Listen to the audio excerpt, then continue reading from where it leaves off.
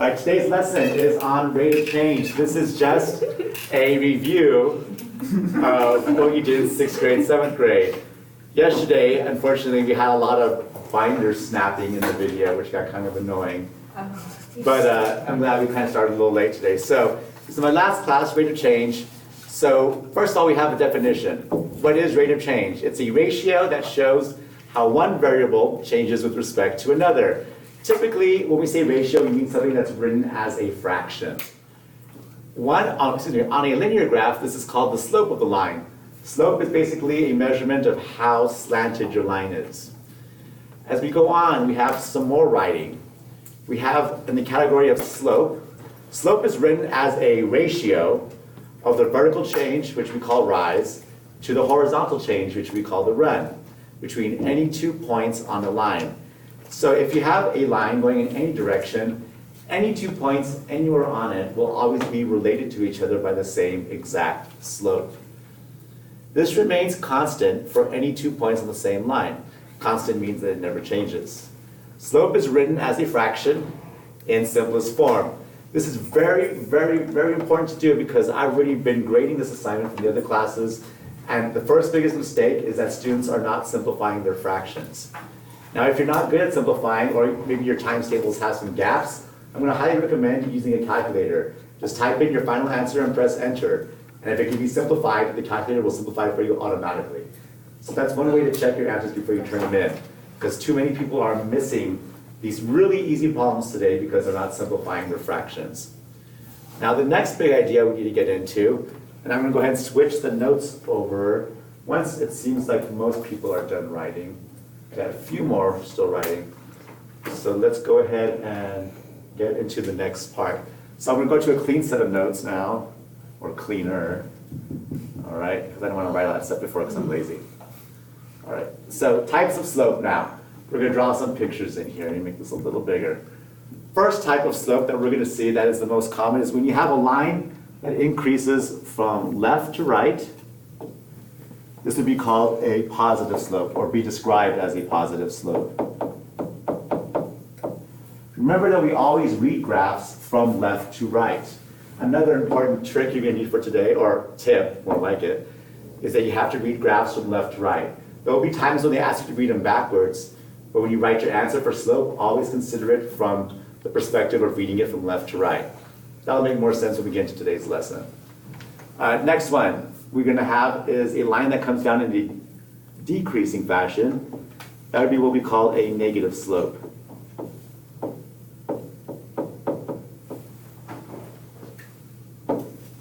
Our next type is when you have a flat horizontal line. This is considered to be a zero slope. One of the ways we help kids remember this one in particular is that the flat line kind of makes the top of the letter Z, or zero. Oh, that's cool. Yeah, and it's a very easy thing to remember. It's also a very easy thing to get confused with the next one because they're both flat lines. And our next one is when you have a flat vertical line that goes straight up and down. Undefined. And this one is considered to be undefined. Exactly. And here's, I remember that one. The straight line is like the leg of a U. Undefined. Use those tricks and you shouldn't have any problems really getting them ever after that. Now I realized I have these notes already written on, so let me go ahead and switch back to my last blank copy that I have here. It has no work written on it. There we go. And we can start from the very beginning. So today, to find the slope of a graph, basically all you gotta do is count boxes, count your units. If you can do that, you'll find your slope very easily today. So, on the side, finding slope of a graph. To find the slope of a graph, we have to remember that slope is equal to the rise over the run. So we'll make our fraction bar. On the top, we'll call it rise. On the bottom, we'll call it the run. So the up-down movement over the sideways movement, basically, is what it breaks down to. So, first example, number one. They give us 2 points. They give us one down here towards the bottom left, and one up here on the top right. So just by looking at it, is this a negative slope, positive slope, zero, or undefined? Positive. Positive. So let's go ahead and write m for slope equals and set up our fraction bar, our biculum. Now let's just count our rise. From the bottom point, we go up 1, 2, 3, 4, 5, 6, 7 units. To go sideways, we go positive 1, 2, 3, 4 units. 7 over 4. Can that ratio be simplified? Yes. Yes or no? No. No, because 7 is prime. So here is our first answer, 7/4. I knew that. Moving on, number 2. They give us 2 points. They give us one on the far left corner and then down here on the right side. Would this be a positive, negative, 0, or undefined slope? Negative. So write M. Bless you, by the way. Negative sign and equals. You're good? Negative sign and then our fraction bar. Now let's count our rise. We're not going up, so actually we're going to be going down. Negative 1, 2, 3. So I'll just put the 3 on top with the negative sign I already have in front. If you want, and you know what, and it's okay for this lesson, if you want to put the negative with this, that's okay. And it'll help you a little bit later on. So if you want to throw it with it, that's fine.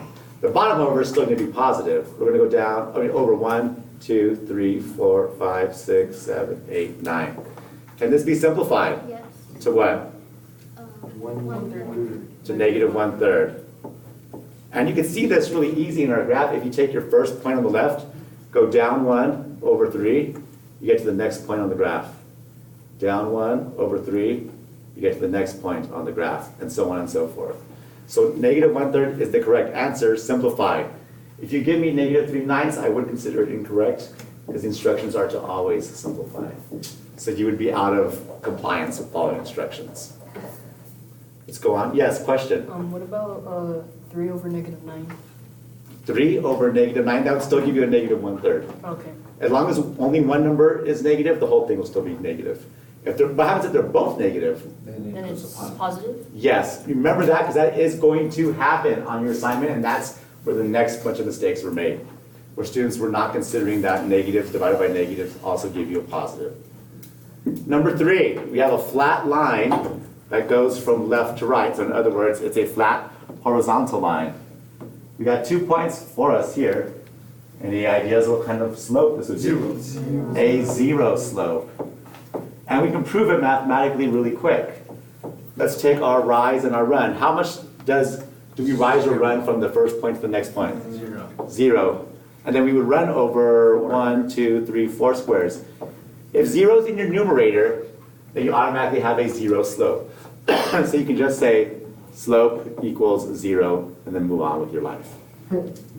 Very easily. Next one.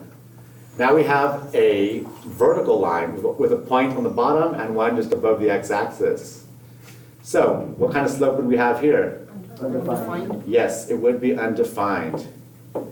Let's prove it mathematically. What's your rise from the first point down here to the one up here? 5. What's your run? 0. You cannot divide by 0, which is why it's undefined. This is not allowed. Not allowed. Because sometimes you won't have the graph. You'll only have the slope.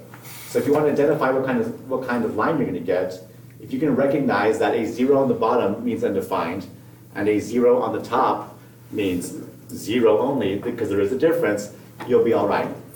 Refer to your notes for today's lesson, by the way, while we do this. We have some more examples in the back. We can knock these out pretty fast. So I'm going to give my class a few second head start. Let's see if you guys can get these before I do with the correct signs. And I will explain what you should be getting as we get to it. So my color has been changed. I'll go ahead and start marking up my points. I have 1 point for number 5 here on the x-axis and 1 up here on the very corner. My graph is increasing from left to right, so that's a positive slope. So all I gotta do is count my boxes. I rise 1, 2, 3, 4, 5 boxes, and then I run over 1, 2, 3 in the positive direction. 5/3 cannot be simplified, so it remains just 5/3.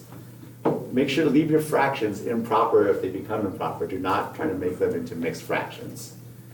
Now, number 6, I have a point up here on the left and then one down here on the x-axis. My slope is decreasing from left to right, it's going downwards. So I know I'm going to have a negative answer. So I'll just be expecting a negative to show up. And it shows up in our first measurement. Down 1, 2, 3. So negative 3. I jump over positive 1. However, negative 3 over 1 can be simplified to just plain old negative 3. So these are the first two slopes for number 5 and 6. I'm going to assume that nobody has any objection to that. So we'll go on to 7 and 8, where hopefully you guys already got a head start.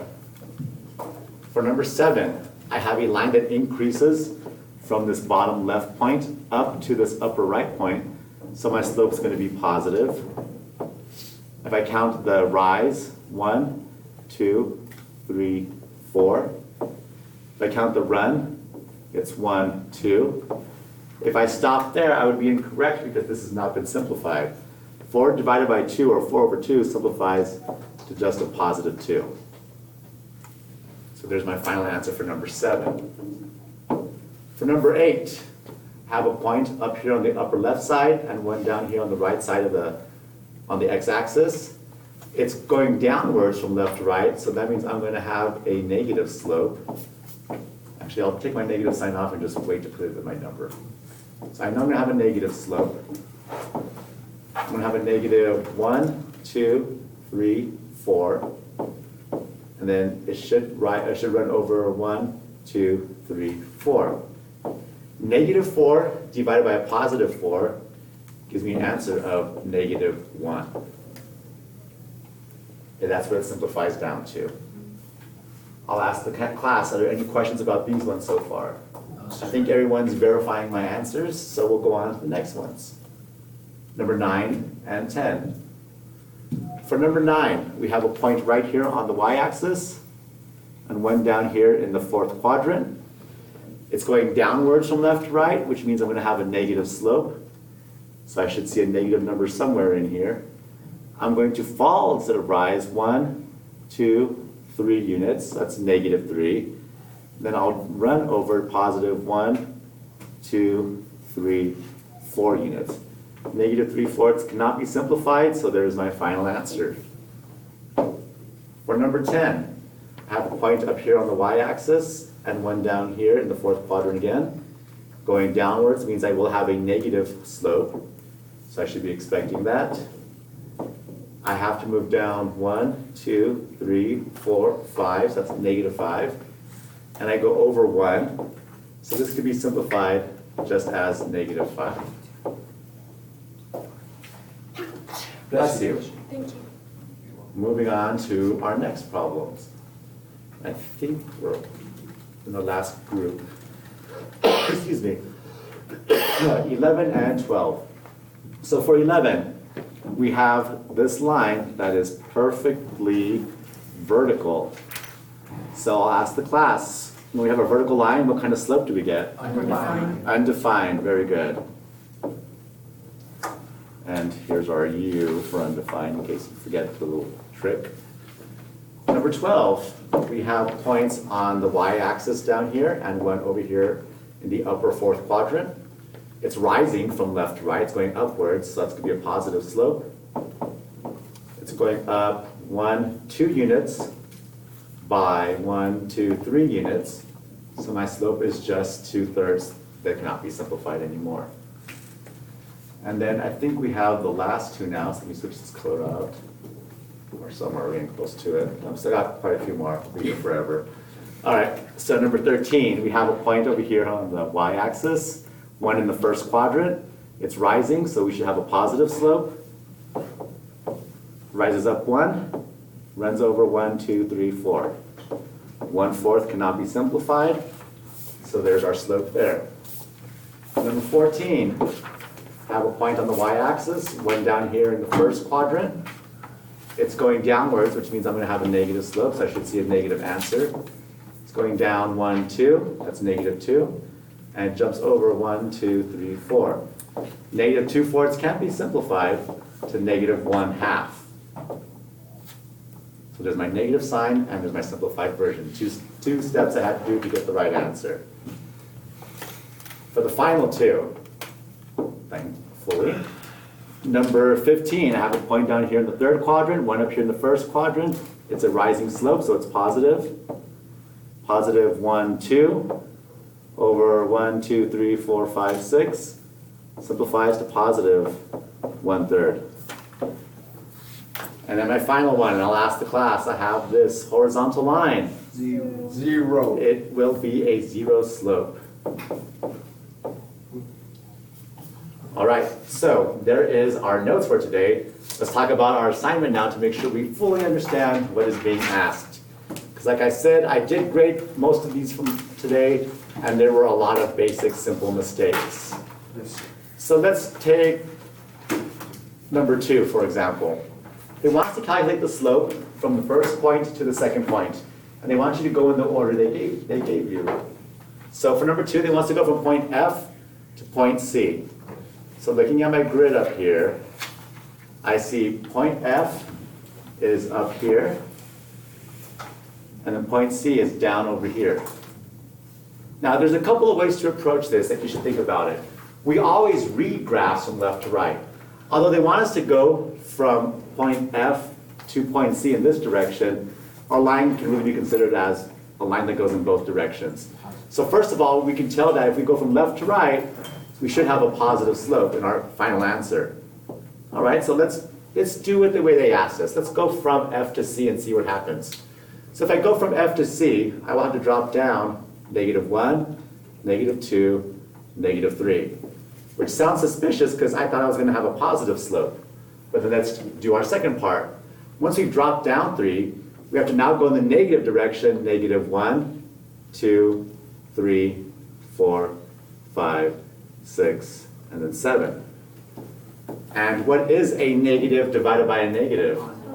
So really, here is our positive slope that we said we should have, positive 3/7. So this is the kind of example where you need to really make sure to finish it out to the very end. You should not have double negatives. That would be not simplifying. When you simplify it, you get the positive, and that makes sense because our line is increasing, despite what the instructions say. Now let's pick one more, and I'll ask the class, let me write that down. Our slope is 3/7 for number 2, so right here. I will take your fraction ratio answer. You don't have to write m equals every time because it's a very little spot to write. So anyone have a suggestion for one more? EK. What number is that? 10. Number 10, from point E to point K. So let's go back to our graph. Point E is up here, correct? Yes, sir. K is, what I'm looking for, it To your left. to my left and down. Here it is, gotcha, third quadrant. So if I connect them with just a random line, what kind of slope would that give me? Positive. So we know we should have a positive answer. Let's count what we get. So if we go from E to K, I'm going to drop down 1, 2, 3, 4, 5, 6, 7, 8, looks like -9. And then we go in the negative direction now. 1, 2, 3, 4, 5, 6, 7. Can 9/7 be simplified with the numbers? No. How about with the signs? Yes. Negative divided by a negative? Positive. So we get positive 9/7. So the rest of your assignment is yours to do. Let me write that in here though. 9/7. And best of luck for you guys on the rest of this assignment.